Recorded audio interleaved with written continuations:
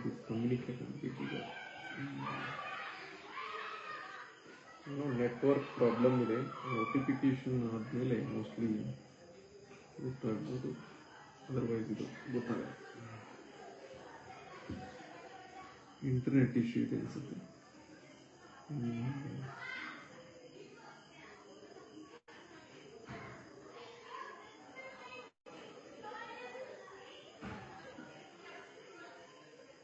S,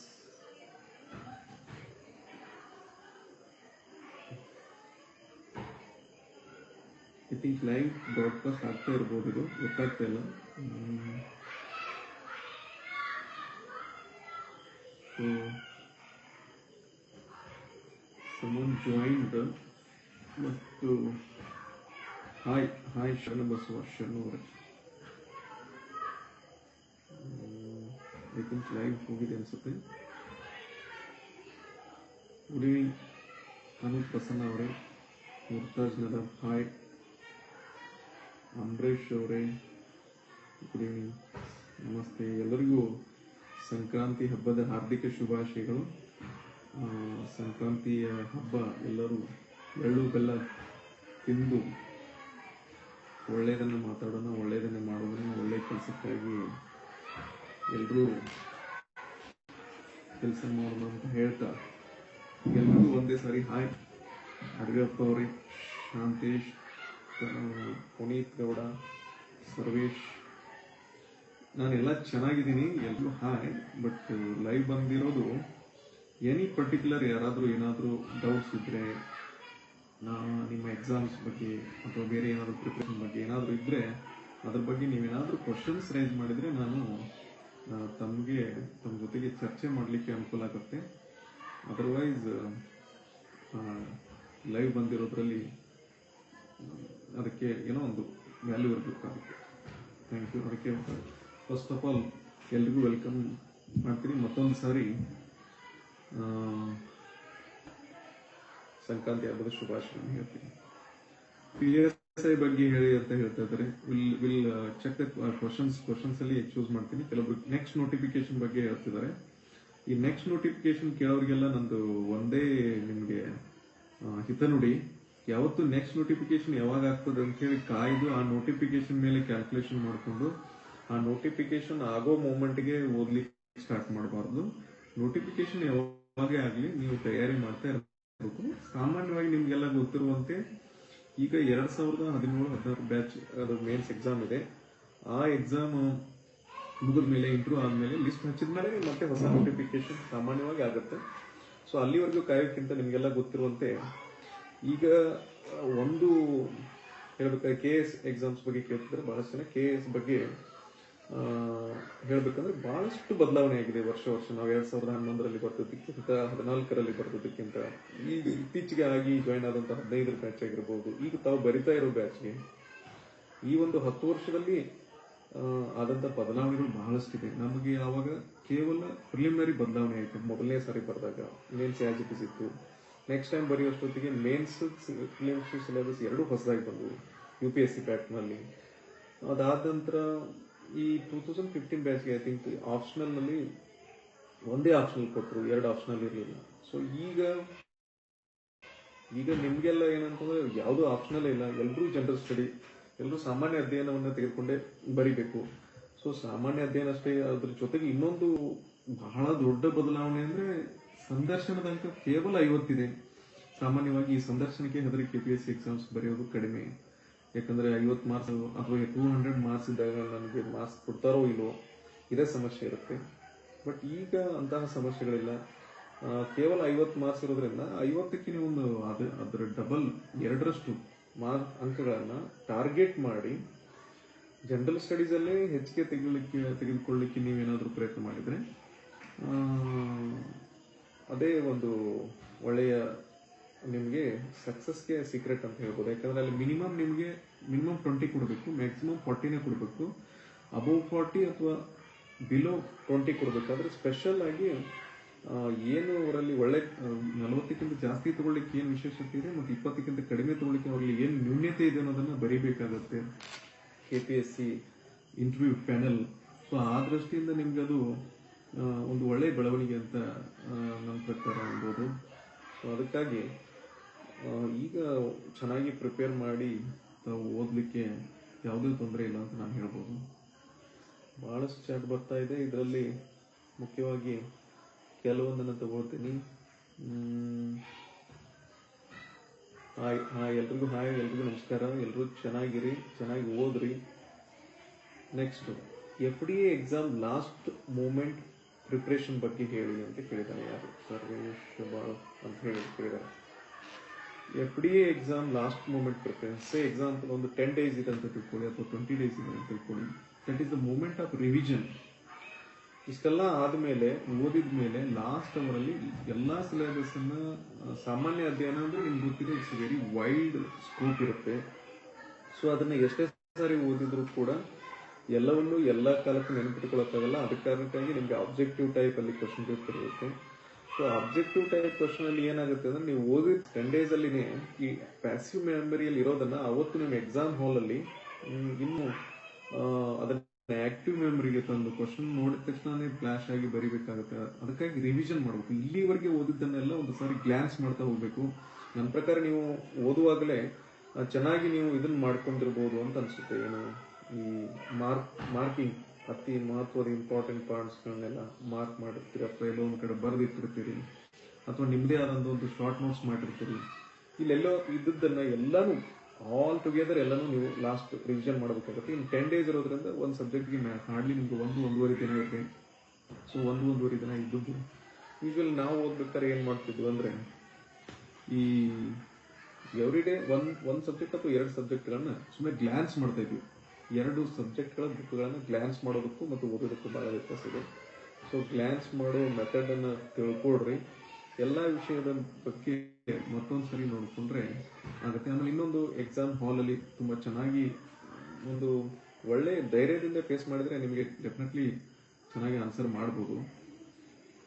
ಅದ್ರ ಹೊರತಾಗಿ ನೀವು ಅಧೈರ್ಯದಿಂದ ನೀವು ಕೂತ್ರೆ ಎಕ್ಸಾಮ್ ಹಾಲ್ ಅಲ್ಲಿ ನೀವು ಓದಿದ್ದು ಕೂಡ ನೆನಪು ಬರದೇ ಇರ್ಬೋದು, ಅಥವಾ ನೆನಪಾದ್ರೂ ಗೊಂದಲ ಆಗ್ಬೋದು. ಇತ್ತೀಚಿನ ಕ್ವಶನ್ ಪೇಪರ್ ಟಫ್ನೆಸ್ ನೋಡಿದ್ರೆ, ಏನು ಸೆಂಟ್ರಲ್ ಎಕ್ಸಾಮ್ಸ್ ಆಗಿರ್ಬೋದು ಅಥವಾ ಸ್ಟೇಟ್ ಎಕ್ಸಾಮ್ಸ್ ಆಗಿರ್ಬೋದು, ಕ್ವಶನ್ ಪೇಪರ್ ಬಹಳ ಟಫ್ನೆಸ್ ಇದೆ. ನಾವು 10 ವರ್ಷದಲ್ಲಿ ಆದಂಥ ಬದಲಾವಣೆ ನೋಡಿದ್ರೆ, ಈಗ FDA ಕ್ವಶನ್ ಪೇಪರ್ ಆವಾಗ 2011-15 KS ಎಕ್ಸಾಮ್ ಕ್ವಶನ್ ಪೇಪರ್ ಆಗಿರ್ತಿತ್ತು. ಈ ಟಫ್ನೆಸ್ ಅಲ್ಲಿರ್ತಾ ಇತ್ತು. ಸೊ ಅದಕ್ಕಾಗಿ ಒಳ್ಳೆ ತರ ಪ್ರಿಪರೇಷನ್ ಮಾಡಿ, ರೀಡಿಂಗ್ ಆಗಿದೆ, ಈಗ ರಿವಿಷನ್ ಮಾಡಬೇಕು. ಮತ್ತೆ ಅದನ್ನ ಒಂದು ಏನಾದ್ರೂ ಶಾರ್ಟ್ ನೋಟ್ಸ್ ಕೆಲವೊಂದು ಕಡೆ ಎಲ್ಲ ಬೇಕಾಗುತ್ತೆ. ಕೆಲವೊಂದು ಎಕ್ಸಾಂಪಲ್ ಇಂಡಿಯನ್ ಕಾನ್ಸ್ಟಿಟ್ಯೂಷನ್ ಅಲ್ಲಿ ಈ ಆರ್ಟಿಕಲ್ಗಳನ್ನೆಲ್ಲ ಒಂದು ಸರಿಯಾಗಿ ನೆನಪಿಟ್ಕೊಳ್ಳೋಕ್ಕೆ ಬೇಕಾಗುತ್ತೆ. ಮತ್ತೊಂದು, ಈಗ ನೀವೇನಾದ್ರೂ ಇದನ್ನ ಮಾಡ್ತಾ ಇದ್ರೆ, ಯಾವುದು ಮೆಂಟಲ್ ಎಬಿಲಿಟಿ ಇದ್ರೆ ಟ್ರಿಕ್ಸ್ ಅಂತ ಇರುತ್ತೆ. ಆ ಟ್ರಿಕ್ಸ್ ಎಲ್ಲ ಒಂದ್ ಕಡೆ ಎಲ್ಲಾದ್ರೂ ಬರ್ದಿಟ್ಕೊಂಡಿರ್ತಾರೆ, ಅವನ್ನ ಮತ್ತೊಂದ್ಸರಿ ನೋಡ್ಕೊಳ್ಬೇಕು. ಸೊ ಲಾಸ್ಟ್ ಮೂಮೆಂಟ್ ಪ್ರಿಪರೇಷನ್ ಆ ಥರ ಮಾಡಿ. ಸೊ ನೆಕ್ಸ್ಟ್ 2021ಗೆ ನ್ಯೂ ಅಪ್ಡೇಟೆಡ್ ಗೌರ್ಮೆಂಟ್ ಬುಕ್ಸ್ ಬರುತ್ತಾ? ನಾವು ಆಲ್ರೆಡಿ ಓಲ್ಡ್ ಬುಕ್ಸ್ ಓದಿದ್ದೀವಿ, ನ್ಯೂ ಬುಕ್ಸ್ ಓದಲೇಬೇಕಾ ಅಂತ ಕೇಳ್ತಾ ಇದ್ದಾರೆ ಭೀಮರಾಜ್ ಅವರು. ಸೊ ಇದರಲ್ಲಿ ಏನಂದ್ರೆ, ಬುಕ್ಸ್ ಬಗ್ಗೆ ಅಪ್ಡೇಟ್ ಹೇಳ್ಬೇಕಂದ್ರೆ ಯಾವಾಗಲೂ ಈ ನಮ್ಮ ಹ್ಯುಮ್ಯಾನಿಟಿ ಸಬ್ಜೆಕ್ಟ್ ಇರುತ್ತಲ್ಲ, ಅದರಲ್ಲಿ ಯಾವುದೇ ರೀತಿ ಬದಲಾವಣೆ ಆಗಲ್ಲ. ಸೊ ಈಗಿರೋ ಬುಕ್ಸ್ ಅಲ್ಲೇ ಇರಬೇಕು. ಅಪ್ಡೇಟ್ಗಳನ್ನ ಪತ್ರಿಕೆಗಳಿಂದ ಮತ್ತು ಆನ್ಲೈನ್ ಇಂದ ನೀವು ಅಪ್ಡೇಟ್ ಮಾಡಬೇಕಾಗುತ್ತೆ. ಉದಾಹರಣೆಗೆ science and technology recent developments ಅಂದ್ರೆ ಮ್ಯಾಗಝಿನ್ಸ್ ಮತ್ತು ನ್ಯೂಸ್ ಪೇಪರ್ ಇಂದ ಅಪ್ಡೇಟ್ ಮಾಡ್ತೀವಿ. ಹೊರತಾಗಿ ಹಳೆ ಬೇಸಿಕ್ ಸೈನ್ಸ್ ಅಲ್ಲಿ ಏನು ಬದಲಾವಣೆ ಆಗೋದಿಲ್ಲ. ಇಂಡಿಯನ್ ಕಾನ್ಸ್ಟಿಟ್ಯೂಷನ್ ಅಲ್ಲಿ ಯಾವುದೇ ಬದಲಾವಣೆಗಳು ಏನಾಗಿರುತ್ತೆ ಅದೆಲ್ಲ ಅಮೆಂಡ್ಮೆಂಟ್ಸ್, ಬಿಲ್ಸ್ ಆಗಿರ್ಬೋದು, ಕೆಲವೊಂದು ಆಕ್ಟ್ಸ್ ಆಗಿರ್ಬೋದು, ಏನು ಬದಲಾವಣೆ ಆಗುತ್ತೆ ಅವ್ನು ಮಾತ್ರ ನೀವು ಅಪ್ಡೇಟ್ ಮಾಡ್ಕೋಬೇಕು. ಸೊ ಅದಕ್ಕಾಗಿ ಪ್ರತಿ ವರ್ಷನೂ ಬುಕ್ ತಗೊಳ್ಳೇಬೇಕಂತಿಲ್ಲ, ಇರೋ ಬುಕ್ಸ್ಗೆ ಅಪ್ಡೇಟ್ಗಳನ್ನು ಮಾಡ್ಕೊಳ್ಬೇಕು. ಈ ವರ್ಷದಲ್ಲಿ ಅಥವಾ ಕಳೆದ ವರ್ಷ ಆದಂತ ಎಲ್ಲಾ ಬದಲಾವಣೆಗಳನ್ನ, ಪುಸ್ತಕ ಬಿಡುಗಡೆ ಆದ ನಂತರ ಆದ ಬದಲಾವಣೆಗಳನ್ನ ಎಲ್ಲಾ ಪುಸ್ತಕಗಳನ್ನ ಮಾಡ್ಕೋಬೇಕು. ಅದನ್ನ ಕರೆಂಟ್ ಅಫೇರ್ಸ್ ಜೊತೆಗೆ ಟಚ್ ಮಾಡ್ಕೊಂಡ್ರೆ ಹೊಸ ಬುಕ್ಗಳು ತೆಗೆದುಕೊಳ್ಬೇಕಾಗಿಲ್ಲ. ಸೊ ವಾಯ್ಸ್ ಕ್ಲಿಯರ್ ಇಲ್ಲ ಅಂತ ಹೇಳ್ತಾ ಇದ್ದೀರಿ. It's all depend on network issue ಇದ್ರೆ ಮೋಸ್ಟ್ಲಿ ವಾಯ್ಸ್ ಕ್ಲಿಯರಿಟಿ ಸಮಸ್ಯೆ ಇರ್ಬೋದು. So you are only one person can guide well for KS. Ultimate suggestions are given by you. It's helpful to lot of students, especially for paper 1 and 2. Thank you Sharanayya ಅವರೇ. KS ನಲ್ಲಿ ಐಚ್ಛಿಕ ವಿಷಯ ತೆಗೆದ ಮೇಲೆ ಹೊಸ ಪಠ್ಯಕ್ರಮ ಬದಲಾಗಿದೆಯಾ ಸರ್? ಸೊ ಐಚ್ಛಿಕ ವಿಷಯ ಇರೋದನ್ನ ತೆಗೆದುಬಿಟ್ಟಿದ್ದಾರೆ. ಜನರಲ್ ಸ್ಟಡೀಸ್ ಅಲ್ಲಿ ಯಾವುದೇ ರೀತಿ ಬದಲಾವಣೆ ಆಗಿಲ್ಲ ರಾಜು ಅವರೇ, ಯಾವುದೇ ಬದಲಾವಣೆ ಆಗಿಲ್ಲ. ದೆನ್ ಅದೇ ಕ್ವಶನ್ ರಿಪೀಟ್ ಇದೆ. ನೆಕ್ಸ್ಟ್ ರಾಜು ಅವರು ಒಂದು 20 ಸಾರಿ ಕ್ವಶನ್ ಕೇಳಿದ್ರಿ.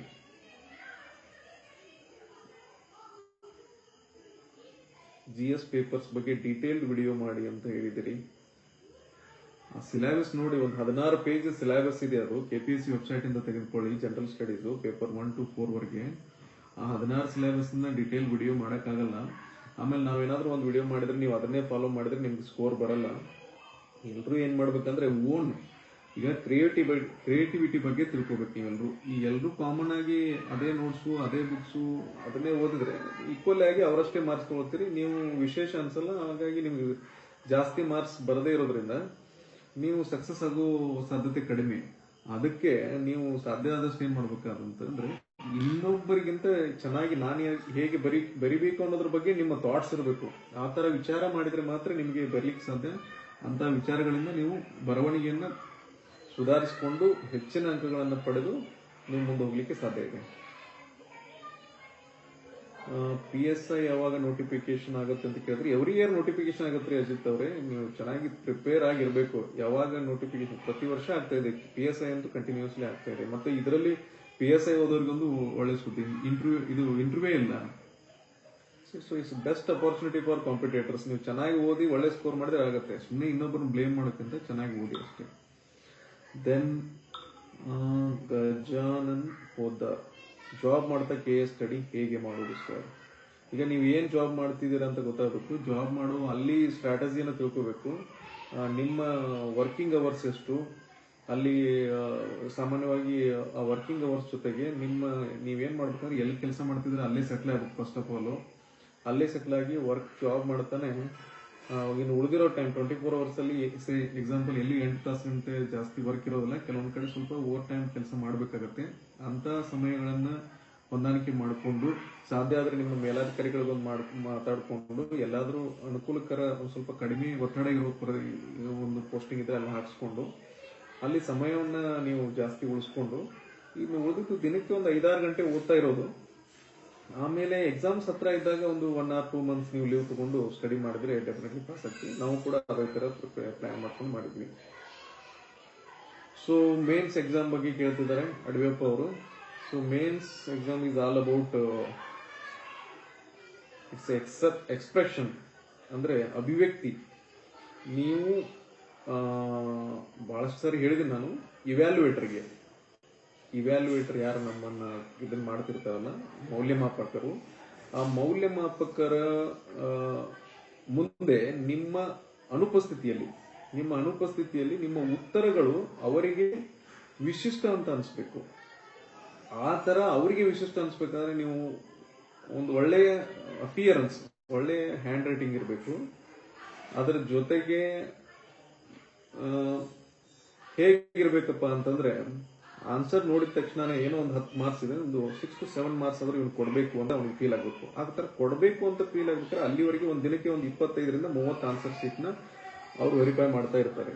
ಸೊ ಆ 25 ಪೇಪರ್ಗಳಲ್ಲಿ ಎಲ್ರಿಗೂ 4-3 ಮಾರ್ಕ್ಸ್ ಕೊಟ್ಟಿರೋದು ನಿಮಗೆ ವಿಶೇಷವಾಗಿ ಇನ್ನೂ ಜಾಸ್ತಿ ಮಾರ್ಕ್ಸ್ ಕೊಡ್ಬೇಕಾದ್ರೆ ಏನಾದ್ರೂ ಒಂದು ವಿಶೇಷತೆ ಇದ್ದೇ ಇರಬೇಕಾಗುತ್ತೆ.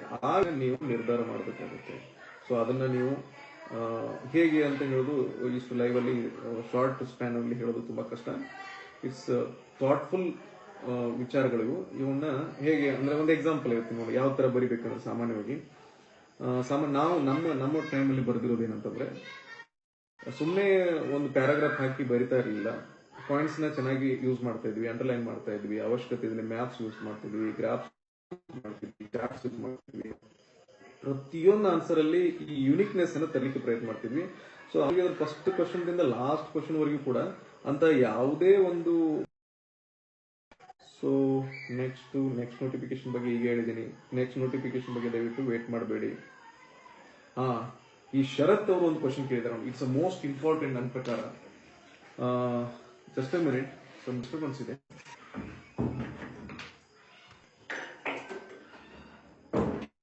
ಟೆಸ್ಟ್ ಸೀರೀಸ್ ಎಷ್ಟು ಇಂಪಾರ್ಟೆಂಟ್ ಕಾಂಪಿಟೇಟಿವ್ ಎಕ್ಸಾಮ್ಗೆ ಈ ಟೆಸ್ಟ್ ಸೀರೀಸ್ ಅಂತೂ ಬಹಳ ಇಂಪಾರ್ಟೆಂಟ್. ಪ್ರಿಲಿಮ್ಸ್ ಅಂತ ತಿಳ್ಕೊಡ್ರಿ ಅಥವಾ PSI ಎಕ್ಸಾಮ್ ಅಂತ ತಿಳ್ಕೊಳ್ಳಿ. ಅಲ್ಲಿ ನೀವು ಎಷ್ಟು ಕ್ವಶನ್ ಪೇಪರ್ ಸಾಲ್ವ್ ಮಾಡಿದ್ದೀರಿ ತಿದ್ದುಕೊಳ್ಳಿಕ್ಕೆ ಎಷ್ಟು ಚಾನ್ಸ್ ತಗೊಂಡಿದ್ದೀರಿ, ಎಷ್ಟು ತಪ್ಪುಗಳನ್ನು ತಿದ್ದುಕೊಂಡಿದ್ದೀರಿ ಅನ್ನೋದ್ರ ಮೇಲೆ ನಿಮ್ಮ ರಿಸಲ್ಟ್ ಡಿಸೈಡ್ ಆಗುತ್ತೆ. ಸೊ ಅದಕ್ಕಾಗಿ ಸಾಧ್ಯ ಆದಷ್ಟು ನೀವು ಏನ್ ಮಾಡ್ಬೇಕಾಗತ್ತೆ ಅಂದ್ರೆ ಈ ಟೆಸ್ಟ್ ಸೀರೀಸ್ ನ ಬಹಳ ಅಟೆಂಡ್ ಮಾಡಬೇಕು. ಮೇನ್ಸ್ ಆಗಲಿ ಪ್ರಿಲಿಮ್ಸ್ ಆಗಲಿ, ಇದು with respect to KS KPSC gazetted professional. ಇದನ್ನ ಬಿಟ್ಟು ಬೇರೆ ಎಕ್ಸಾಮ್ಸ್ ಆದ್ರೆ ಅಲ್ಲೂ ಕೂಡ ಪ್ರಿಲಿಮ್ಸ್ ಎಕ್ಸಾಮ್ ಬಗ್ಗೆ ಆ ಒಂದು FDA SDA PSI ಬೇರೆ ಯಾವುದೇ ಎಕ್ಸಾಮ್ ಬಗ್ಗೆ ಟೆಸ್ಟ್ ಸೀರೀಸ್ ಬಹಳ ಮ್ಯಾಟರ್ ಆಗುತ್ತೆ. ಈಗ ಏನಾಗುತ್ತೆ ಅಂದ್ರೆ ಎಷ್ಟೋ ಸರಿ ನಾನು ಹೇಳಿದ್ದೀನಿ, ವಿದ್ಯಾರ್ಥಿಗಳು ಹೊಸದಾಗಿದ್ದೀರಿ, ಕೆಲವೊಬ್ರು ಹಳಬರು ಇದ್ದೀರಿ, ಎಕ್ಸ್ಪೀರಿಯನ್ಸ್ಡು. ಬಹಳಷ್ಟು ಜನ ಎಷ್ಟೋ ಜನ ಬಹಳ ಚೆನ್ನಾಗಿ ಆನ್ಸರ್ ಮಾಡಿರ್ತಾರೆ, ರೋಲ್ ನಂಬರ್ ತಪ್ಪಾಗಿ ಇಟ್ಬಿಟ್ಟಿರ್ತಾರೆ, ಅಥವಾ ರೋಲ್ ನಂಬರ್ ಸರಿಯಾಗಿ ಮಾರ್ಕ್ ಮಾಡಿರಲ್ಲ, ಬರ್ದಿರ್ತಾರೆ ರೌಂಡ್ ಮಾಡಿರ್ತಾರೆ ಬರ್ದಿರಲ್ಲ ಏನೋ, ಅಥವಾ ಈ ಎಲ್ಲ ಕ್ವಶನ್ ಪೇಪರ್ ಸಾಲ್ವ್ ಮಾಡ್ತಾ ಕೂತ್ಬಿಡ್ತಾರೆ, ಕೊನೆಯ ಹಂತದಲ್ಲಿ ರೌಂಡ್ ಮಾಡೋದನ್ನ ಬಿಟ್ಟು ಲೇಟ್ ಆಗಿರ್ತಾರೆ, ಟೈಮ್ ಆಗಿದೆ ಅಂತ ಒಂದು ಅರ್ಧ ಫಿಲ್ ಮಾಡಿ ಅರ್ಧ ಬಿಟ್ಬಿಡ್ತಾರೆ, ಅಥವಾ ಸರಿಯಾಗಿ ರೌಂಡ್ ಮಾಡ್ತಾರೆ. ಇವೆಲ್ಲ ಪ್ರಾಕ್ಟೀಸ್ ಮಾತ್ರ, ಅಂದ್ರೆ ಟೆಸ್ಟ್ ಸೀರೀಸ್ ಅನ್ನು ಅಟೆಂಡ್ ಮಾಡಿದಾಗ ಮಾತ್ರ ಇದು ನಿಮಗೆ ಟೈಮ್ ಮ್ಯಾನೇಜ್ಮೆಂಟ್ ಬಗ್ಗೆ ಗೊತ್ತಾಗುತ್ತೆ. ಸೊ ಯಾವ ತರ ಟೈಮ್ ಮ್ಯಾನೇಜ್ಮೆಂಟ್ ಮಾಡಬೇಕು ಅನ್ನೋದು ಗೊತ್ತಾಗುತ್ತೆ. ಸೊ ಟೈಮ್ ಮ್ಯಾನೇಜ್ಮೆಂಟ್ ಜೊತೆಗೆ ತಪ್ಪುಗಳು ಎಲ್ಲೆಲ್ಲಿ ಮಾಡ್ತಾ ಇದೀನಿ ಅಂತ ಗೊತ್ತಾಗುತ್ತೆ. ಮತ್ತೆ ನೀವು ಇನ್ನೊಂದು ಏನಂದ್ರೆ ಟೆಸ್ಟ್ ಸೀರೀಸ್ ಬರೋದು ಅದನ್ನೆಲ್ಲ ಒಂದ್ ಕಡೆ ಡಿಸೈಡ್ ಬಿಡೋದಿಲ್ಲ. ನಾನು ಏನ್ ಮಾಡ್ತೀರಾ ಟೆಸ್ಟ್ ಸೀರೀಸ್ ಅಟೆಂಡ್ ಮಾಡ್ತಾರೆ, ಆಮೇಲೆ ಮಾರ್ಕ್ಸ್ ಬರುತ್ತೆ, ಇಷ್ಟು ಬಂತಾ ಅಂತ ಹೇಳಿ ನೆಗ್ಲೆಕ್ಟ್ ಮಾಡ್ಬಾರ್ದು. ಬಂದ ಮೇಲೆ ಅದನ್ನ ನೋಡ್ಬೇಕು, ನೋಡಿ ಯಾಕೆ ನಂಗೆ ಇಷ್ಟು ಕಡಿಮೆ ಆಯ್ತು, ಏನಾಯ್ತು, ಇದಕ್ಕೆ ಏನ್ ರೀಸನ್, ಸೊ ಎಲ್ಲೆಲ್ಲಿ ನಾನು ತಪ್ಪು ಮಾಡಿದೆ, ಎಲ್ಲೆಲ್ಲಿ ನಾನು ಸುಧಾರಿಸ್ಕೊಳ್ಬೇಕು, ಹೀಗೆ ಪ್ರತಿಯೊಂದರ ಬಗ್ಗೆನೂ ಟೆಸ್ಟ್ ಸೀರೀಸ್ ತಿಳ್ಕೊಬೇಕು. ಇದು ಒಂದು ಆಬ್ಜೆಕ್ಟಿವ್ ಟೈಪ್ ಬಗ್ಗೆ. ಇನ್ನು ರಿಟರ್ನ್ ಎಕ್ಸಾಮ್ಸ್ ಅಲ್ಲಿ ಏನಿರುತ್ತಲ್ಲ ಅದರಲ್ಲಂತೂ ಬಹಳ ಮ್ಯಾಟರ್ ಆಗುತ್ತೆ ಟೆಸ್ಟ್ ಸೀರೀಸ್. ಯಾಕಂದ್ರೆ ನಿಮ್ಮ ಪ್ರತಿಯೊಂದು ಉತ್ತರ ಪತ್ರಿಕೆಗಳನ್ನ, ನಿಮ್ಮ ಉತ್ತರವನ್ನ, ನಿಮ್ಮ ಅಭಿವ್ಯಕ್ತಿಯನ್ನ, ಕಂಟೆಂಟ್ ಅನ್ನ, ಕ್ವಾಲಿಟಿಯನ್ನ, ಕ್ವಾಂಟಿಟಿಯನ್ನ ಹೇಗೆ ಸುಧಾರಿಸಿಕೊಳ್ಳಬಹುದು ಅನ್ನೋದನ್ನ ಪ್ರತಿಯೊಂದು ಸರಿ ನೀವು ಇವತ್ತು ಬರೆದು ಒಂದು ವಾರ ಬಿಟ್ಟು, ನಾನು ಹೇಳಿದೆ ಇವತ್ತು ಆನ್ಸರ್ ಯಾವ್ದೋ ಒಂದು ಕ್ವಶನ್ ಪೇಪರ್ ಇಟ್ಕೊಳ್ಬೇಕು, ಇವತ್ತು ಬರಿಬೇಕು, ಬರೆದು ಒಂದು ವಾರ ಆದ್ಮೇಲೆ ಅವತ್ತು ಬರೆದಿರೋದನ್ನ ತೆಗೆದು ನೋಡ್ಬೇಕು, ಹೌದಾ ನಾನೇ ಹೀಗೆ ಬರ್ದಿದ್ದೀನ, ನಾನು ಹೀಗೆ ಬರಿಬಹುದಾಗಿತ್ತಲ್ಲ, ಇನ್ನೂ ಇಷ್ಟು ಸುಧಾರಿಸ್ಕೋಬಹುದಾಗಿತ್ತಲ್ಲ ಅಂತ ನಿಮ್ಗೆ ಅನಿಸ್ತದೆ. It's my own experience. ನಾವು ಫಸ್ಟ್ ಅಟೆಂಪ್ಟ್ ಅಲ್ಲೂ ಕೂಡ 1063 ಮಾರ್ಕ್ಸ್ ನಂದು, 1063. ಸೆಕೆಂಡ್ ಅಟೆಂಪ್ಟ್ ಅಲ್ಲೂ ಕೂಡ 1087 ಮಾರ್ಕ್ಸ್ ನನಗೆ. ಸೊ ಅಷ್ಟು ಮಾರ್ಕ್ಸ್ ಹೇಗೆ ಬಂತಂದ್ರೆ it's all because of good test series ಅನ್ನ ಅಟೆಂಡ್ ಮಾಡೋದು. ನಾವು ಟೆಸ್ಟ್ ಸೀರೀಸ್ಗೆ ಯಾವುದೇ ರೀತಿ ಇನ್ಸ್ಟಿಟ್ಯೂಟ್ ಹೋಗಿಲ್ಲ, ನಮ್ಮಲ್ಲಿ ನಾವೇ ಒಂದು ಕ್ವಶನ್ ಪೇಪರ್ ಸೆಟ್ ಮಾಡಿ entire general studies, entire main syllabus cover ಆಗೋ ತರ ಅದನ್ನ ಕ್ವಶನ್ ಪೇಪರ್ ಸೆಟ್ ಮಾಡ್ತಾ ಸಾಲ್ವ್ ಮಾಡ್ತಿದ್ವಿ, ಮತ್ತೆ ಅದನ್ನ ಇಂಪ್ರೂವೈಸೇಷನ್ ಮಾಡ್ಕೊತಾ ಇದ್ವಿ. ಸೊ ಟೆಸ್ಟ್ ಸೀರೀಸ್ ಬಗ್ಗೆ ಇಷ್ಟ ಆಯ್ತು. ಅದಾದ್ಮೇಲೆ ಒಬ್ರು ಜಾಸ್ತಿ ಬಹಳಷ್ಟು ಕ್ವಶನ್ ಕೇಳ್ತಾ ಇದ್ರು ಒಬ್ರು. ಸೊ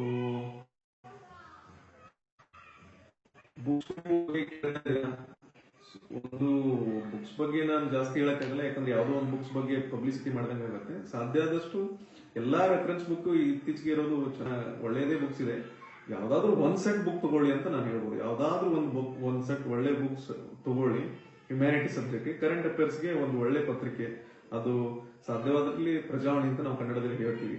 ಇದ್ರ ಜೊತೆಗೆ ಇಂಗ್ಲಿಷ್ ನೀವೇನೋ ಓದೋರು ಹಿಂದೂ ಪೇಪರ್ ಓದಿ, ಒಂದು ಒಳ್ಳೆ ಮ್ಯಾಗಝಿನ್ ತಗೊಳ್ಳಿ.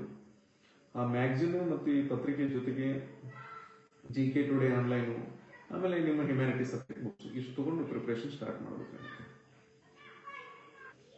ಲಾಸ್ಟ್ ಡೇ ವರೆಗೂ ಬರಿತಾನೆ ಇರ್ಬೇಕು ನೀವು. ಪ್ರತಿದಿನ ನೀವೊಂದು ಯಾವುದೇ ಕಾರಣಕ್ಕೂ ಯಾವುದೇ ದಿನ 20 ಪುಟಕ್ಕಿಂತ ಕಡಿಮೆ ಬರಿಬೇಡ್ರಿ. ಮ್ಯಾಕ್ಸಿಮಮ್ ಒಂದು 45 ಪುಟ ಬರೀರಿ, ಸಾಧ್ಯ ಆದ್ರೆ 70-80 ಪುಟನೂ ಬರೀರಿ. ಯಾಕಂದ್ರೆ ಒಂದ್ ದಿನಕ್ಕೆ ನೀವು ಇಲ್ಲಿ ನೋಡ್ರಿ ಸ್ಟ್ರಾಟಜಿ ಹೇಗಿದೆ ಅಂದ್ರೆ, ಒಂದ್ ದಿನಕ್ಕೆ 2 ಪೇಪರ್ ಬರೀಲೇಬೇಕು. ಒಂದು paper 3 hours, minimum 30 to 40 pages ಬರೀಬೇಕು. ಸೊ ಒಂದ್ ದಿನಕ್ಕೆ ನೀವು 80 ಪೇಜಸ್ ಬರೆಯುವ ಪ್ರಾಕ್ಟೀಸ್ ಅನ್ನು ಈಗಿಂದನೇ ಮಾಡ್ತಾ ಇರಬೇಕು. So writing, revision with writing. So glance ಮಾಡಬೇಕು, ಕ್ವಶನ್ ಪೇಪರ್ ತಗೋಬೇಕು, ಬರಿಬೇಕಷ್ಟೇ. ಮೇನ್ಸ್ ಅದಕ್ಕಿಂತ ಜಾಸ್ತಿ ಏನು ಬೇಕಾಗಿಲ್ಲ. So silent clear army Manohar sir, ತಾವು ಒಂದು ಸರಿ ex service men quota use ಮಾಡಿದ್ರೆ ಮತ್ತೆ ಯೂಸ್ ಮಾಡಬಹುದು. ಯಾವುದೇ ರೀತಿ ಕೋಟಾ ಬಗ್ಗೆ ರೆಸ್ಟ್ರಿಕ್ಷನ್ ಇಲ್ಲ. ಸರಿ ಆದ್ರೂ ಎಕ್ಸಾಮ್ ಇರ್ಬೋದು, ಯಾವುದೇ ತೊಂದರೆ ಇಲ್ಲ. KS ಮೇನ್ಸ್ ಎಕ್ಸಾಮ್ಗೆ ಇಂತಿಷ್ಟೇ ಬುಕ್ಸ್ ಇದೆಯಾ ಅಂತ ಕೇಳಿದ್ರೆ ಯುವರಾಜ್ ಅವರು, ಯಾವ ಲೇಖಕರು ಕೊಂಡ್ರೆ ಒಳ್ಳೆಯದು ಅಂತೀರಿ ಅಂತ ಕೇಳಿದ್ರಿ. ಆ ತರ ಏನೂ ಇಲ್ಲ ರೀ. ಒಳ್ಳೆ ಬುಕ್ಸ್ ಕೆಟ್ಟ ಬುಕ್ಸ್ ಅಂತಿಲ್ಲ, ಎಲ್ಲಾನು ಚೆನ್ನಾಗಿರೋ ಬುಕ್ಸೇ. ಆ ಬುಕ್ಸ್ ನ ನೀವು ಯಾವ ತರ ತಿಳ್ಕೊಳ್ತೀರಿ ಅಂತ ಓದ್ಬೇಕು. ನಾವು ಸಾಮಾನ್ಯವಾಗಿ ಏನ್ ಹೇಳ್ತೀನಿ ಅಂದ್ರೆ ಒಂದ್ ಸೆಟ್ ಆಫ್ ಬುಕ್ಸ್ ನಿಮ್ಮ ಹತ್ರ ಇರಬೇಕು. ಅದರ ಜೊತೆಗೆ ರೆಫರೆನ್ಸ್ ಬುಕ್ ಅಂತ ತಗೊಳ್ಬೇಕು. ರೆಫರೆನ್ಸ್ ಬುಕ್ ಅಂದ್ರೆ ಇದರಲ್ಲಿ ಇಲ್ಲದೇ ಇರೋ ಮಾಹಿತಿಯನ್ನು ತೆಗೆದುಕೊಳ್ಳಿಕ್ಕೆ ಒಂದ್ ಸೆಟ್ ಸಾಮಾನ್ಯವಾಗಿ ತಗೊಳ್ಬೇಕು. ನಾನು ಸಾಧ್ಯ ಆದ್ರೆ ಒಂದು ಪಟ್ಟಿ ಮಾಡಿ ಹಾಕಿ ಕೊಡೋ ವ್ಯವಸ್ಥೆ ಮಾಡ್ತೀನಿ. ಈಗ ಯಾರೋ ಕಿರಣ್ ಗೌಡ ಅಂತ ತುಮಕೂರಿನಲ್ಲಿ ರೂರಲ್ PSI ಆಗಿ ವರ್ಕ್ ಮಾಡ್ತಾ ಇದ್ದೀನಿ, ಒಳ್ಳೇದು, ಕಂಗ್ರಾಚುಲೇಷನ್ ನಿಮ್ಗೆ. ಈಗ KS ಗೆ ಪ್ಲಾನ್ ಮಾಡಬಹುದು, ಡೆಫಿನೆಟ್ಲಿ ಮಾಡಬಹುದು. PSI ಇದ್ದವರೇ ನಮ್ಮ ಬ್ಯಾಚ್ ಅಲ್ಲಿ ಸಿದ್ದರಾಮೇಶ್ವರ್ ಅಂತ ಹೇಳಿ AC ಆಗಿದ್ದಾರೆ, ಈಗ ಅವ್ರು ಹೊಸಪೇಟೆ AC ಅಂತ ಕೆಲಸ ಮಾಡ್ತಿದ್ದಾರೆ. ಸೊ ಈ ಬೇರೆ ಎಲ್ಲ ಕೆಲಸ ಮಾಡೋರೆ ಬೇಗ ಸೆಲೆಕ್ಷನ್ ಆಗೋದು, ಯಾಕಂದ್ರೆ ಪೇಷನ್ಸ್ ಕೊಟ್ಟು ಓದ್ಬೇಕಷ್ಟೇ. ಬಟ್ ನೀವು ಎಕ್ಸಿಕ್ಯೂಟಿವ್ ಇದ್ರೆ better you go for non executive. ಓದ್ಲಿಕ್ಕೆ ಸ್ವಲ್ಪ ಅವಕಾಶ ಇರುತ್ತೆ. ಎಕ್ಸಿಕ್ಯೂಟಿವ್ ಇದ್ದಾಗ ಸ್ಟೇಷನ್ ಮಾಡ್ಕೊಂಡು ಮಾಡೋದು ಸ್ವಲ್ಪ ಕಷ್ಟ. ಆಸ್ ವರ್ಕಿಂಗ್ ನಮಗೆ ಗೊತ್ತು, PSI ಸ್ವಲ್ಪ ಹೆಕ್ಟಿಕ್ ಜಾಬ್. ಸೊ BSc ಓದ್ತಾ ಇದ್ದೀನಿ ಅಂತ ಹೇಳ್ತಾ ಇದ್ರಿ ಗಿರೀಶ್, ಫಿಸಿಕ್ಸ್ ಅಲ್ಲಿ. Mathematics and geology are eligible for teacher recruitment jobs or not, please tell me. BSc physics mathematics and geology are eligible for teacher recruitment. ನೀವು BSc ಓದಿದ್ರೆ B.Ed ಮಾಡ್ಕೊಂಡ್ರೆ you are eligible for teacher recruitment high school. Then ಇದರಲ್ಲಿ ದಯವಿಟ್ಟು repeat question ಹಾಕೊಳ್ಳಿ, note ಮಾಡೋಕ್ಕಾಗಲ್ಲ. ಕನ್ನಡದಲ್ಲಿ doctor ಶರಣು ಬಸವ ಅವರೇ, ಕನ್ನಡದಲ್ಲಿ ಮ್ಯಾಗಝಿನ್ಸ್ ತುಂಬಾ ಇದೆ. ಈಗ ಇತ್ತೀಚೆಗೆ ನಾನು ನೋಡಿದಂಗೆ ಜ್ಞಾನ ಸಾಧನ ಅಂತ ಏನೋ ಬೆಂಗಳೂರಿಂದ ರಿಲೀಸ್ ಆಗುತ್ತೆ. ಆಮೇಲೆ ಸ್ಪರ್ಧಾ ವಿಜೇತನ ಒಂದು ಒಳ್ಳೆ ಮ್ಯಾಗಝಿನ್, ಕ್ಲಾಸಿಕ್ ದವ್ರದ್ದು ಚೆನ್ನಾಗಿದೆ. ಬೆಟರ್ ಒಂದು 2-3 ಮ್ಯಾಗಝಿನ್ಸ್ ತಗೋಬಹುದು. ಏನು ಒಂದು 50 ರೂಪಾಯಿ, 100-150 ರೂಪಾಯಿ ಖರ್ಚು ಮಾಡೋದ್ರಲ್ಲಿ ಯಾವ ತೊಂದರೆ ಇಲ್ಲ. ಯಾಕಂದ್ರೆ ಕೆಲವೊಂದು ವಿಷಯಗಳನ್ನು ತುಂಬಾ ಚೆನ್ನಾಗಿ ಬರೆದಿರ್ತಾರೆ. ಸೊ ಬೆಟರ್ 2-3 ಎಕ್ಸಾಮ್ ತಗೊಳ್ಳಿ.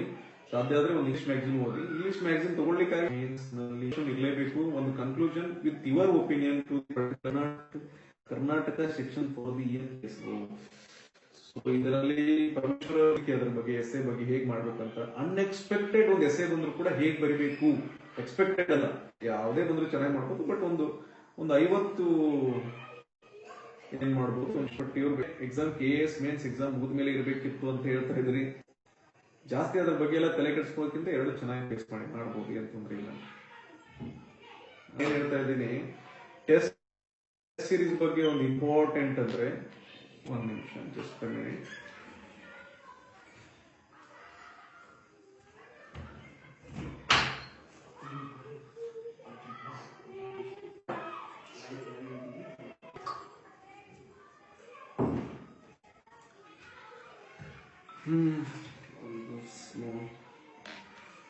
ಹೋಯ್ತು.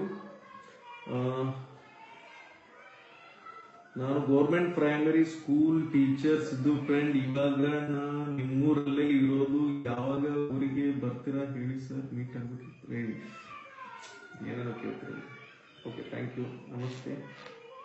ಟೆಸ್ಟ್ ಸೀರೀಸ್ ಬಗ್ಗೆ ಹೇಳ್ತಾ ಇದೆ. ಟೆಸ್ಟ್ ಸೀರೀಸ್ ಅಂದ ತಕ್ಷಣ ನೀವೇನ್ ತಿಳ್ಕೊತೀರಾ, ಒಂದು ಸೆಂಟ್ರಿಗೆ ಹೋಗಿ ಅವ್ರಿಗೆ ಫೀಸ್ ಕೊಟ್ಟು ನಾನು ಅಲ್ಲಿ ಹೋಗಿ ಬರೋದು, ಅದನ್ನೇ ಇವ್ಯಾಲ್ಯೂಯೇಷನ್ ಮಾಡಿಸ್ಕೊಂಡ ಮೇಲೆ ಅದು ಮಾತ್ರ ಟೆಸ್ಟ್ ಸೀರೀಸ್ ಆಗುತ್ತೆ ಅಂತ ನೀವು ಹೇಳ್ತೀರಿ. ನಂದು ಆ ಕಾನ್ಸೆಪ್ಟ್ ಇಲ್ಲ. ನೀವು ಟೆಸ್ಟ್ ಸೀರೀಸ್ ಅನ್ನ ಏನು ನೋಡ್ಬೇಕಾದ್ದು ಬಹಳ ಮುಖ್ಯ, ಬರಿಬೇಕಾದ್ದು ಬಹಳ ಮುಖ್ಯ. ಆದ್ರೆ ನೀವು ಅಲ್ಲಿ ಹೋಗೇ ಬರಿಬೇಕಂತಿಲ್ಲ. ನೀವೇ ಒಂದು 3-4 ಜನ ಗ್ರೂಪ್ ಮಾಡ್ಕೋಬೇಕು. ನೀವು ಒಂದು ಕ್ವಶನ್ ಪೇಪರ್ ಸೆಟ್ ಮಾಡಿ ಇನ್ನೊಬ್ರಿಗೆ ಕೊಡ್ಬೇಕು, ಅವ್ರು ಒಂದು ಸೆಟ್ ಮಾಡಿ ನೀವು ಕೊಡ್ಬೇಕು. ಇದನ್ನ ಇಟ್ಕೊಂಡು ನೀವು ಮಾಡ್ಬೇಕಾಗುತ್ತೆ ಅಷ್ಟೇ. ಗಡ್ಡೆಪ್ಪ ಅವ್ರಿಗೆ ಆನ್ಸರ್ ಮಾಡಿದ್ದೀನಿ ಈಗಾಗಲೇ. ಸಚಿನ್ ಅವರು ಇಲ್ಲೇ ಟೆಕ್ಸ್ಟ್ ಮಾಡಿ, ನಾನು ಸಾಧ್ಯ ಆದಾಗ ನಿಮಗೆ ಉತ್ತರ ಕೊಡ್ತೀನಿ. ಗಿರೀಶ್ ಅವರು ಮತ್ತೆ ಕ್ವಶನ್ ರಿಪೀಟ್ ಮಾಡಿದ್ರಿ. PMG B.Ed ಮತ್ತು TET ಎಕ್ಸಾಮ್ ಎಲಿಜಿಬಲ್ ಆಗಿದ್ದೀರಿ. ಒಂದು ಸಾರಿ ಎಕ್ಸಾಮ್ ಅಟೆಂಡ್ ಮಾಡಿದ್ದೀನಿ ಸರ್, ಅಂದ್ರೆ previous year consider students another course not eligible for this consider or not. ಈಗ ಗಿರೀಶ್ ಅವ್ರು ಏನ್ ಮಾಡಿ, ಇದ್ರ ಬಗ್ಗೆ ಒಂದು ನೋಟಿಫಿಕೇಶನ್ ಇರುತ್ತೆ, ಅದರಲ್ಲಿ ಓದ್ಕೊಳ್ಳಿ. ದಯವಿಟ್ಟು ಏನ್ ಮಾಡ್ಬೇಕಂದ್ರೆ ಎಲ್ಲಾ ಸ್ಟೂಡೆಂಟ್ಸ್ ನಾನು ಒಂದು ಹೇಳ್ತೀನಿ, ನೀವು ಯಾವ ಎಕ್ಸಾಮ್ ಬರೀತಿದ್ರಲ್ಲ ಅದರ ನೋಟಿಫಿಕೇಶನ್, ಅಧಿಸೂಚನೆ ಅಂತ ಇರುತ್ತೆ, ಗೌರ್ಮೆಂಟ್ ಅಧಿಸೂಚನೆ ಅಂದ್ರೆ KPSC ಆಗಿರ್ಬೋದು, ಸರ್ಕಾರದ ಅದನ್ನ ಕ್ಲಿಯರ್ ಕಟ್ ಆಗಿ from first line to last line ವರೆಗೂ ಎಲ್ಲಾನು ಓದಿರ್ಬೇಕು, ಇನ್ಕ್ಲೂಡಿಂಗ್ ಎಲ್ಲ ಫಾರ್ಮೆಟ್ಸ್, ಅನುಸೂಚಿ ಏನೇನು ಎಲ್ಲ ಓದ್ಕೊಂಡಿರ್ಬೇಕು ನೀವು. ಅವಾಗ ಗೊತ್ತಾಗುತ್ತೆ ನೀವು ಏನ್ ಮಾಡ್ಬೇಕು ಮತ್ತೆ ಏನ್ ಮಾಡಬಾರ್ದು ಅಂತ ಹೇಳಿ. ಸೊ ಅದರಲ್ಲಿ ನೀವು ಎಲಿಜಿಬಲ್ ಇಲ್ಲೋ, ಇವೆಲ್ಲ ಮೆಚೂರ್ಡ್ ಕ್ವಶನ್ ಕೇಳಬೇಕು. ಇವನ್ನೆಲ್ಲ ನೀವು ಅಲ್ಲೇ ತಿಳ್ಕೊಂಡಿರ್ಬೇಕು. ಇವಕ್ಕೆಲ್ಲ ಉತ್ತರ ಕೊಡೋಕ್ಕಾಗೋದಿಲ್ಲ. ದೆನ್ ಐ ಹೋಪ್ ಹಿಸ್ಟ್ರಿಗೆ ಯಾವ ಬುಕ್ಸ್ ರೆಫರ್ ಮಾಡಬೇಕು ಅಂತ ಕೇಳಿದ್ದಾರೆ ನಪ್ಪುರ್ ಅವರು. ಹಿಸ್ಟ್ರಿ ಅಸೆಚ್ ನಾವು ಸದಾಶಿವ ಅಂತ ಓದ್ತಿದ್ದೀವಿ, ಪಾಲಾಕ್ಷ ಅಂತಿದೆ, 2-3 ಬುಕ್ಸ್ ಚೆನ್ನಾಗಿದೆ. ಯಾವ್ದಾದ್ರೂ ಒಂದು ರೆಫರ್ ಮಾಡಿ ಚೆನ್ನಾಗಿದೆ. ಅದರಲ್ಲಿ medieval, modern, ancient history cover ಆಗಿರ್ಬೇಕಷ್ಟೇ. ಅಥವಾ ಒಂದೇ ಪ್ಯಾಕೇಜ್ ಅಲ್ಲಿ ಕೂಡ ಬುಕ್ ಬರುತ್ತೆ, ಅದನ್ನು ಕೂಡ ನೋಡಿ. ಅಂಡ್ ಓದಿರೋದು ನೆನಪಿಗೆ ಬರ್ತಿಲ್ಲ, ಬರ್ದಿರೋದು ಕೂಡ ಸ್ವಲ್ಪ ಸ್ವಲ್ಪ ನೆನಪು ಇರ್ತವೆ. ಹೇಗೆ ಸ್ಟಡಿ ಮಾಡಬೇಕು?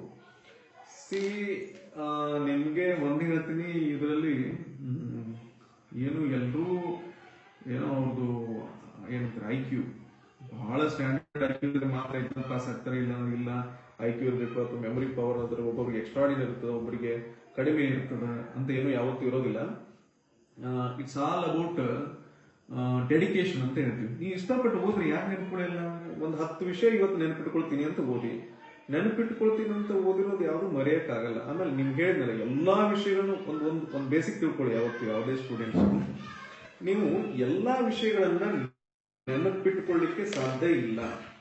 ಎಲ್ಲಾ ವಿಷಯ ನೆನಪಿಟ್ಕೊಳ್ಳಿಕ್ಕೆ ಸಾಧ್ಯ ಇಲ್ಲ ಅನ್ನೋದು ಅದೊಂದು ಗೊತ್ತಿರೋ ಸಂಗತಿ ಆಗಿರೋದ್ರಿಂದ ನಿಮಗೆ ಸಾಮಾನ್ಯವಾಗಿ ಅಬ್ಜೆಕ್ಟಿವ್ ಟೈಪ್ ಕ್ವಶನ್ ಪೇಪರ್ ಎಲ್ಲ ಪರೀಕ್ಷೆಗಳಿಗಿದೆ.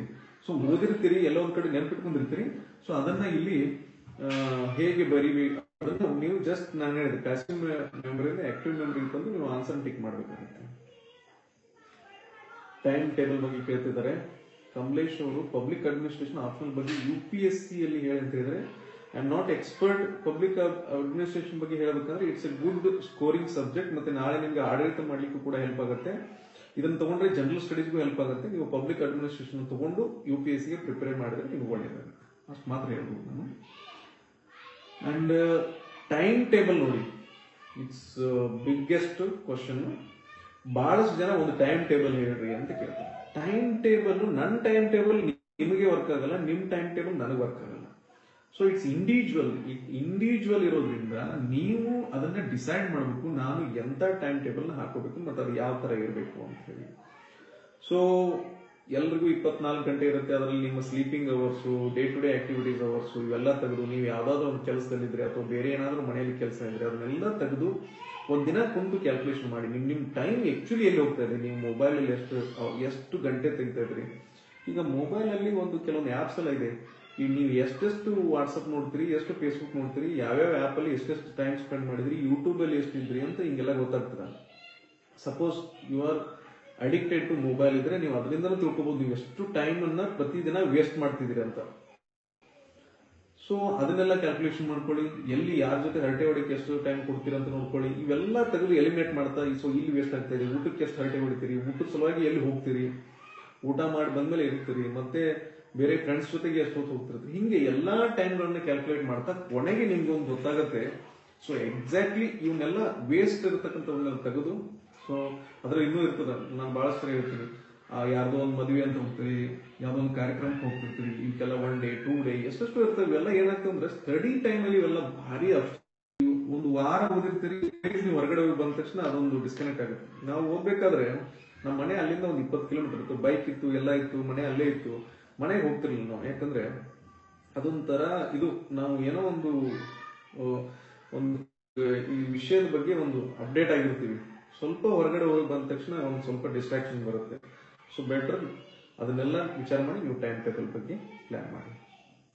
ದೆನ್ ಶಿವಲಿಂಗಪ್ಪ ಅವರು ಏನೋ ಹೆಮ್ಮೆ ಅಧಿಕಾರಿಗಳ, ಥ್ಯಾಂಕ್ ಯು. ಸಾಧ್ಯವಷ್ಟು ನೀವು ಬೇಗ ಅಧಿಕಾರಿಗಳಾಗ್ರಿ, ಒಳ್ಳೆ ಕೆಲಸ ಮಾಡೋಣ. ದೆನ್ ಮಂತ್ಲಿ ಮ್ಯಾಗಝಿನ್ ಬಗ್ಗೆ ಹೇಳಿದ್ದೀನಿ ಈಗಾಗಲೇ, ಮೇನ್ ಸ್ಟ್ರಾಟಜಿ ಬಗ್ಗೆ ಕೂಡ ಹೇಳಿದ್ದೀನಿ. ದೆನ್ KS ಇಂಟರ್ವ್ಯೂ ಅಲ್ಲಿ ಇಂಗ್ಲಿಷ್ ಲ್ಯಾಂಗ್ವೇಜ್, ಇಂಗ್ಲಿಷ್ ಯಾವ್ದು ಮ್ಯಾಟರ್ ಆಗಲ್ಲ, ವೆರಿ ಸಿಂಪಲ್ ಬರುತ್ತೆ. ನೀವು ಅಷ್ಟು ಪಾಸ್ ಮಾಡಿದ್ರೆ ಸಾಕು. ಅದನ್ನ ಯಾರು ಬೇಕಾದ್ರೂ ಎಲಿಮೆಂಟರಿ ಅಂದ್ರೆ ಪ್ರಾಥಮಿಕ ಜ್ಞಾನದ ಬಗ್ಗೆ ಹೆಂಗಿರ್ತಾವ ಅಂದ್ರೆ ಕ್ವಶನ್, ನಿಮ್ಗೆ ಯಾರು ಬಂದು ಗುಡ್ ಮಾರ್ನಿಂಗ್ ಹೇಳಿದ್ರೆ ನೀವು ಅವ್ರಿಗೆ ಏನ್ ಹೇಳ್ತೀರಿ ಅಂತ ಕ್ವಶನ್ ಇರ್ತಾವೆ. ನೀವೇನ್ ಹೇಳ್ತೀರಿ, ನೀವು ಗುಡ್ ಮಾರ್ನಿಂಗ್ ಹೇಳ್ತೀರಿ, ಅವ್ರು ಹಾಯ್ ಹೇಳಿದ್ರೆ ನೀವು ಹಾಯ್ ಹೇಳ್ತೀರಿ. ಇಂಥವೆಲ್ಲ ಕ್ವಶನ್ಸ್ ಇರ್ತಾವ. ಅದನ್ನೆಲ್ಲ ಮಾಡ್ಬೋದು. ಒಂದು ಸ್ವಲ್ಪ ಬೇಸಿಕ್ ನಾಲೆಜ್ ಇದ್ರೆ ಸಾಕು. So it's not a big thing. English ಮೀಡಿಯಮೇ ಬೇಕಂತಿಲ್ಲ, ಇಂಗ್ಲಿಷ್ ಸಬ್ಜೆಕ್ಟ್ ಅಲ್ಲಿ ಪರ್ಫೆಕ್ಟೇ ಬೇಕಂತಿಲ್ಲ. ಬೇಸಿಕ್ ಬಟ್ ಕಡ್ಡಾಯ ಫೇಲ್ ಆದ್ರೆ ಎಲ್ಲಾನೇ ಫೇಲ್, ಅಷ್ಟಂತೂ ತಿಳ್ಕೊಂಡಿರ್ತೀನಿ. ಧಾರವಾಡದಿಂದ ಜಾಯ್ನ್ ಆಗಿದ್ರಿ, ಥ್ಯಾಂಕ್ ಯು. ಎಸ್ಸೆಗೆ ಎಷ್ಟು ಪೇಜ್ ಬರಿಬೇಕಂತ ಕೇಳ್ತಾ ಇದ್ರಿ. 10 to 12 minimum, maximum 15 to 18 page ಬರೀರಿ. ಅಷ್ಟು ಜಾಗ ಕೊಟ್ಟಿರ್ತಾರೆ ಅವರು. ಸಾಧ್ಯ ಆದಷ್ಟು ಕೊಟ್ಟಿರೋ ಜಾಗಕ್ಕೆ ಏನು ಕಡೆ ಬಿಡಕ್ಕೆ ಹೋಗ್ಬೇಡ್ರಿ. ಚೆನ್ನಾಗಿ ಪ್ಲಾನ್ ಮಾಡಿದ್ರೆ ಆಗುತ್ತೆ. ಅವಶ್ಯಕತೆಯಲ್ಲಿ ಪಾಯಿಂಟ್ಸು, ಪ್ಯಾರಾಗ್ರಾಫ್ಸ್ ಎಲ್ಲ ಯೂಸ್ ಮಾಡಿದ್ರೆ ಆಗುತ್ತೆ. Current affairs sources, magazines, news paper, then online GK today's study ಮಾಡಿ. ಈ ಇಂಟರ್ವ್ಯೂದಲ್ಲಿ ಇಂಗ್ಲಿಷ್ ಲ್ಯಾಂಗ್ವೇಜ್ ಯಾವುದೇ ಮ್ಯಾಟರ್ ಆಗಲ್ಲ, ನೀವು ಕನ್ನಡದಲ್ಲಿ ಆರಾಮಾಗಿ ಇಂಟರ್ವ್ಯೂ ಕೊಡ್ಬೋದು, ಏನು ಸಮಸ್ಯೆ ಇಲ್ಲ. ಮೇನ್ಸ್ಗೆ ಆನ್ಸರ್ ಲಿಮಿಟ್ ಹೇಗೆ ಇರುತ್ತೆ, ಎಷ್ಟು ಕ್ವಶನ್ಗೆ ಎಷ್ಟು ಟೈಮ್ ತಗೋಬರಬೇಕು. ಸೊ ಈಗಿರೋ ಪ್ಯಾಟರ್ನ್ ಪ್ರಕಾರ ನನ್ನ ಪ್ರಕಾರ 250 ಅಂಕದ್ದು ಒಂದು ಜನರಲ್ ಸ್ಟಡೀಸ್ ಪೇಪರು 250. ಸಾಮಾನ್ಯವಾಗಿ 12.5 20 ಕ್ವಶನ್ ಇರುತ್ತೆ. ಸೊ 12.5 ಮಾರ್ಕ್ಸ್ ಇರುತ್ತೆ. ಒಂದೊಂದ್ಸರಿ 10 ಮಾರ್ಕ್ಸ್ ಕೂಡ ಮಾಡ್ಬೋದು. ನೀವು ಮಿನಿಮಮ್ 2 ಪೇಜ್ ಬರಬೇಕು, ಮ್ಯಾಕ್ಸಿಮಮ್ 3 ಅಥವಾ 4 ಪೇಜಸ್ ಬರಲೇಬೇಕು. ಎವರೇಜ್ 3 ಪೇಜ್ ಇದ್ರು ಬೆಟರು. ಅದು ಹೇಗೆ ಬರಿಬೇಕಂದ್ರೆ ಬರೆದು ಪ್ರಾಕ್ಟೀಸ್ ಆದ್ರೆ ಆರಾಮಾಗಿ ನೀವೇ ಬರಿತೀರಿ. ನೆಕ್ಸ್ಟ್ ಕಾನ್ಸ್ಟಿಟ್ಯೂಷನ್ ನೋಟ್ಸ್ ಯಾವ ರೀತಿ ನೋಟ್ಸ್ ಮಾಡಬೇಕು ಅಂತ ಕೇಳ್ತಿದ್ದಾರೆ. ಕಮಲೇಶ್ವರ್ ಅಂದ್ರೆ ಇದಕ್ಕೊಂದು ನೆನಪು ಮಾಡ್ಕೊಳ್ಬೇಕು ನಾವು. ಈಗ ಬಹಳ ಚೆನ್ನಾಗಿದೆ Indian constitution. It is one of the favourite subject ನನಗೆ. ನಾವು ಎಷ್ಟು ಚೆನ್ನಾಗಿ ಅದರಲ್ಲಿ ನುಡ್ತಿದ್ವಿ ಅಂದ್ರೆ ಯಾವ ಪೇಜ್ ತಂದ್ರೆ ಯಾವ ಆರ್ಟಿಕಲ್ ಎಲ್ಲಿದೆ ಅಂತ ಹೇಳ್ತಿದ್ವಿ. ಈಗ ಸ್ವಲ್ಪ ಕಷ್ಟ, ಬಟ್ ಈಗಲೂ ಬುಕ್ಕು ನೋಡೋಕೆ ಗೊತ್ತಾಗುತ್ತೆ. ಸೊ ನೋಡಿ, ಒಂದು 19ನೇ ಇದ್ರಿ ಫ್ರೀಡಮ್ ಅಂದ್ರೆ 14ರಿಂದ 19ರವರೆಗೆ ಸಮಾನತೆ ಮತ್ತು ಸ್ವಾತಂತ್ರ್ಯದ ಬಗ್ಗೆ ಇರುತ್ತೆ. ಸೊ 19ನೇ ಹಕ್ಕು ಸ್ವಾತಂತ್ರ್ಯದ ಬಗ್ಗೆ ಇರುತ್ತೆ. ಅದರಲ್ಲಿ ಒಂದು 6 ಹಕ್ಕುಗಳಿದೆ. ಅದರಲ್ಲಿ ಏನಂದ್ರೆ ಸ್ವಲ್ಪ ಲಾಜಿಕ್ ಅರ್ಥ ಇಲ್ಲ, ಅದನ್ನೇನೋ ಪಾಯಿಂಟ್ಸ್ ಮಾಡಿದೀವಿ ತುಂಬಾ ಚೆನ್ನಾಗಿ. ಸೊ ಏನಂದ್ರೆ ಪ್ರತಿಯೊಬ್ಬರಿಗೂ ಮಾತಾಡ್ಲಿಕ್ಕೆ ಅವಕಾಶ ಇದೆ. ಮಾತಾಡ್ಲಿಕ್ಕೆ ಅಂದ್ರೆ ಅಭಿವ್ಯಕ್ತಿ ಸ್ವಾತಂತ್ರ್ಯ ಅಂತ 19. ಅದಾದ್ಮೇಲೆ ಮಾತಾಡ್ತಾ ಒಂದು ಸಂಘ ಸೇರುವ ಅಂದ್ರೆ ಮಾತಾಡಕ್ಕೆ ಒಬ್ಬ ಮಾತಾಡಕ್ಕಾಗಲ್ಲ, 2-3 ಜನ ಸೇರಿ ಮಾತಾಡಬೇಕು ಅಂತ ಈ ತರ ಲಾಜಿಕ್. 2-3 ಜನ ಸೇರಿದ್ರೆ ಅದೊಂದು ಸಂಘ ಆಯ್ತು ಅಂದ್ರೆ ನಾವು ಸಂಘಟನೆ ಮಾಡ್ಕೋಬಹುದು. ಸಂಘಟನೆ ಮಾಡಿ ನೀವು ಮಾತಾಡ್ತಾ ಎಷ್ಟೊತ್ತು ಕೂಡ್ತೀರಿ ಒಂದೇ ಕಡೆ, ಅವಾಗ ನೀವು ಎಲ್ಲೇ ಹೋಗ್ಬೋದು. ಅಂದ್ರೆ ನೀವು ಎಲ್ಲಿಯಾದ್ರೂ ಕೂಡ ಸಂಚಾರ ಮಾಡ್ಲಿಕ್ಕೆ ನಿಮ್ಗೆ ಸ್ವಾತಂತ್ರ್ಯ ಇದೆ ಅಂತ 3ನೇ ಹಕ್ಕು. 19 ಬಾರ್ 1 ಬಾರ್ 2 ಬಾರ್ 3 ABCD ಅಂತಿದೆ. ಸಿ ಹೋಗ್ತಾ ಇರ್ತೀರಿ, ಎಸ್ ಸರಿ ಅಂತ ದೂರ ಹೋಗ್ತೀರಿ, ನೀವು ಎಲ್ಲೋ ಒಂದ್ ಕಡೆ ನಿಂತ್ಕೊಂಡ್ಬಿಡ್ತೀರಿ ಅಂದ್ರೆ ಅದು ನೆಲೆಸುವ ಹಕ್ಕು. ನೀವು ಭಾರತ ದೇಶದಲ್ಲಿ ಎಲ್ಲೇ ನೆಲೆಸಬಹುದು ಅಂತ ಹೇಳಿ, ಅದು ಡಿ ಅಂತ ಇರ್ಬೋದು. ನಿಂತಿರ್ತೀರಿ, ನಿಂತ ಮೇಲೆ ಏನಿದೆ, ನಿಂತಲ್ಲಿ ನೀವು ಐ ಥಿಂಕ್ ಏನೋ ಒಂದು ಉಪ ಹಕ್ಕು ಇದೆ. ಅದಾದ್ಮೇಲೆ ಒಂದು 2-6 ಹಕ್ಕುಗಳಿದೆ. ಅದನ್ನ ಸರಿಯಾಗಿ ತಿಳ್ಕೊಳ್ಳಿ, ನನ್ ಸ್ವಲ್ಪ ನೆನಪಾಗಿರೋದು ಅಷ್ಟೇ ಹೇಳಿ. ಈ ತರ ಏನೋ ಒಂದು ಪ್ರಾಕ್ಟಿಕಲ್ ಆಗಿ ಅದನ್ನ ಡೈಜೆಸ್ಟ್ ಮಾಡ್ತಾ ಹೋಗ್ಬೇಕು. ಅದನ್ನ ನೀವು ಪಾಯಿಂಟ್ಸ್ ಮಾಡ್ಕೊಂಡ್ಬಿಟ್ರೆ ಸರಿ ಹೋಗುತ್ತೆ. ನ್ಯೂಸ್ ಪೇಪರ್ ರೀಡಿಂಗ್ ಬಗ್ಗೆ ವಿಜಯಲಕ್ಷ್ಮಿ ಅವರು ಕೇಳ್ತಾ ಇದ್ದಾರೆ. ಈ ನಮ್ಮ ಗ್ರೂಪ್ ಅಲ್ಲಿ ಈ ಯೂಟ್ಯೂಬ್ ಇದರಲ್ಲಿ how to read news paper ಅಂತಾನೆ ಒಂದು ಇದನ್ನ ಮಾಡಿದೆ ನಮ್ಮ ಕನ್ನಡದಲ್ಲಿ. ಅದನ್ನ ದಯವಿಟ್ಟು ತೆಗೆದು ನೋಡಿ. ಅದರಲ್ಲಿ ಒಂದು ಅವರ್ ಇದೆ, ಯಾವ್ದಾರ ನ್ಯೂಸ್ ಪೇಪರ್ ಓದ್ಬೇಕು, ನೋಟ್ಸ್ ಯಾವ ತರ ಮಾಡ್ಬೇಕಂತ ನೀವು ಅದರಿಂದ ಪರಿಹಾರ ಕಂಡುಕೊಳ್ಬಹುದು. PSI ಎಕ್ಸಾಮ್ ಬಗ್ಗೆನೂ ಒಂದು ವಿಡಿಯೋ ಈಗಾಗಲೇ ಬಿಟ್ಟಿದೀವಿ, ಅದರಲ್ಲಿ ನೋಡ್ಕೊಳ್ಳಿ.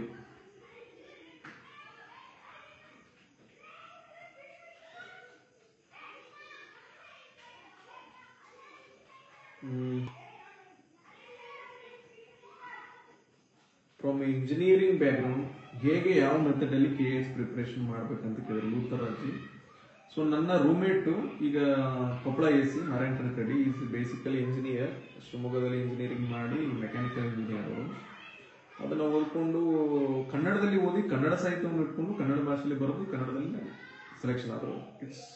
ನೀವು ಮೊದಲು ಮೀಡಿಯಂ ಬಗ್ಗೆ ಡಿಸೈಡ್ ಮಾಡ್ಕೊಳ್ಳಿ. ಕಾನ್ಫ್ಲಿಕ್ಟ್ ಇರ್ತದೆ ನಿಮಗೆ, ಯಾಕಂದ್ರೆ ನಾನು PUC ಅಲ್ಲಿ ಸೈನ್ಸ್ ಓದಿದ್ದೀನಿ, ಇಂಜಿನಿಯರಿಂಗ್ ಅಲ್ಲಿ ಇಂಗ್ಲಿಷ್ ಓದಿದ್ದೀನಿ. ಈಗ ಬಂದು ಹೇಗೆ ನಾನು ಮೇಲೆ ಕನ್ನಡದಲ್ಲಿ ಬರಲಿ ಅಥವಾ ಇಂಗ್ಲಿಷ್ ಅಲ್ಲಿ ಬರೀತಾರೆ, ಇದನ್ನ ಮೊದಲು ಈ ಡಿಲೆಮಾದಿಂದ ಹೊರಬರಿ. ನೀವು ಯಾವ ಭಾಷೆಯಲ್ಲಿ ತುಂಬಾ ಚೆನ್ನಾಗಿ ಎಕ್ಸ್ಪ್ರೆಸ್ ಮಾಡ್ಬೋದು, ಅಭಿವ್ಯಕ್ತಿ ಮಾಡ್ಬೋದು ಅನ್ನೋದು ಡಿಸೈಡ್ ಮಾಡ್ಕೊಂಡು ಅದಾದ್ಮೇಲೆ ಓದ್ಲಿಕ್ಕೆ ಸ್ಟಾರ್ಟ್ ಮಾಡಿ.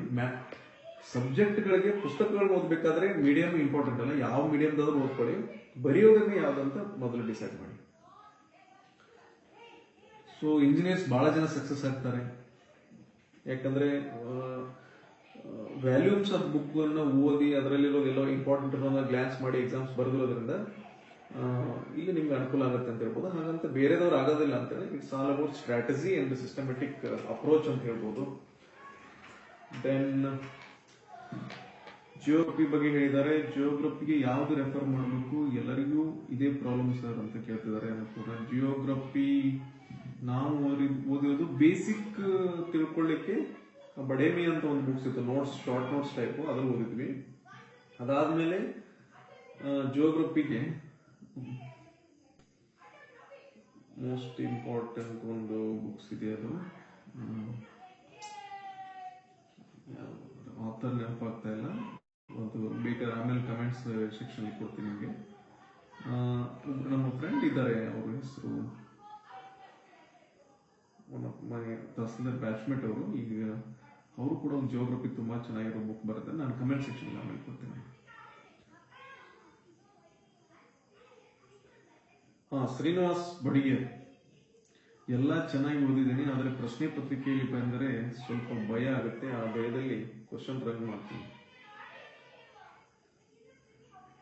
ಪರೀಕ್ಷೆ ಅಂದ್ರೆ ಭಯ ಅಲ್ಲ, ಭಯ ಬಿಟ್ಟು ಪರೀಕ್ಷೆ ಎದುರಿಸಿ ಸಕ್ಸಸ್ ಆಗ್ತಾರೆ. ಎಕ್ಸ್ಪರ್ಟ್ ಕೋಚಿಂಗ್ ಸೆಂಟರ್ ಸ್ಟೂಡೆಂಟ್, ನಿಮ್ಮ ಆಶೀರ್ವಾದದಿಂದ ನನಗೆ 4 ಜಾಬ್ ಆಗಿದೆ. ಪ್ರೆಸೆಂಟ್ ಹೈಸ್ಕೂಲ್ ಟೀಚರ್ ಆಗಿ ವರ್ಕ್ ಮಾಡ್ತಿದ್ದೀನಿ. ಓ, ಶುಭಾಶಯಗಳ ನನಗೆ, ಒಳ್ಳೆಯದಾಗಿ. Very good. ಕಾನ್ಸ್ಟಿಟ್ಯೂಷನ್ ಯಾವ ರೀತಿ ಆಯ್ತು, ಇದೆಲ್ಲ ಕ್ವಶನ್ಸ್ ಆನ್ಸರ್ ಮಾಡಿದ್ದೀನಿ. ಸೊ ಆಲ್ಮೋಸ್ಟ್ ಈ ಗಣೇಶ್ ಅವ್ರು ಕೇಳ್ತಾರೆ ಯಾವ ನಿಮ್ಗೆ ಗೊತ್ತಾಗ. ರಂಗನಾಥ್ ಮೇರುನಂದನ್ ಇಂಡಿಯನ್ ಕಾನ್ಸ್ಟಿಟ್ಯೂಷನ್ಗೆ ಮೇರುನಂದನ್ ಪ್ರಿಲಿಮಿನರಿ ಮತ್ತು ಮೇನ್ಸ್ಗೆ ಹೇಳಿ ಮಾಡಿಸಿದ ಬುಕ್ಕು. ರಂಗನಾಥ್ ಕೂಡ ಉತ್ತಮ ಪುಸ್ತಕ.